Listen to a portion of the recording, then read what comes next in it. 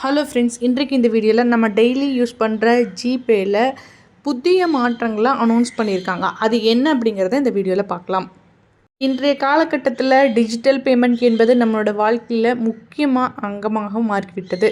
இப்போது அனைத்து தேவைகளுக்கும் ஸ்மார்ட் ஃபோனில் டிஜிட்டல் பரிவர்த்தனை வசதியை அனைவரும் பயன்படுத்துகின்றனர். 10 ரூபாய்க்கு டீ குடிப்பது கூட கூகுள் பே, ஃபோன்பே போன்ற ஆப்புகளை தான் யூஸ் பண்ணுறோம். இந்தியாவில் இப்போது ஆன்லைனில் பணம் செலுத்தும் போக்கு அதிகமாயிட்டே போகுது. கையில் பணத்தை எடுத்துச் செல்வதில் ஏற்படும் சிரமத்தை தவிர்க்க பெரும்பாலான மக்கள் கூகுள் பே, ஃபோன்பே, பேடிஎம் போன்ற செயல்களை பயன்படுத்துகின்றனர். குறிப்பாக மின்சார கட்டணம், தண்ணீர், மொபைல், சிலிண்டர் மற்றும் பிற பில்களை செலுத்துவதற்கு கூகுள் பே நம்பகமான விருப்பமாக மாறியுள்ளது. பெரும்பாலான மக்கள் இது போன்ற தேவைகளுக்கு கூகுள் பே செயலியை அதிகமாக பயன்படுத்துகின்றனர். இதில் முக்கியமான விஷயம் என்ன அப்படின்னா, நீங்கள் ஜிபே யூஸ் பண்ணுறீங்கன்னா ஒரு நாளைக்கு 20 டிரான்சாக்ஷன் தான் ஜிபே யூஸ் பண்ண முடியும். ஏற்கனவே நமக்கு தெரியும் 1,00,000 ரூபா லிமிட்டு தான் ஒரு நாளைக்கு டிரான்சாக்ஷனுக்கு. அது 24 ஹவர்ஸ்க்குள்ளே பண்ண முடியும்.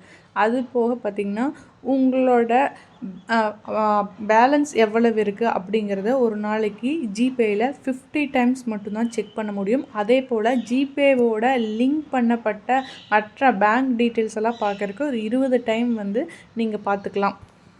அதே போல் இன்னொரு முக்கியமான விஷயம், நீங்கள் ஆர்டிஜிஎஸ் வழியாக பணம் அனுப்புகிறீங்க அப்படின்னா முன்னாடியெல்லாம் ரொம்ப கேர்ஃபுல்லாகவே அனுப்பணும் அப்படின்னு இருக்கும். ஆனால் இந்த முறை நிறைய பாதுகாப்பு அம்சங்களை ஆட் பண்ணிக்கிறனால நீங்கள் ரொம்ப பயப்பட தேவையில்லை. எல்லாமே அக்யூரேட்டாக போய் சேர்ந்துடும். உங்களோட டிரான்சாக்ஷன் ஸ்பீடும் 15 செகண்ட்லேருந்து 10 செகண்டாக குறைக்கப்பட்டுள்ளது.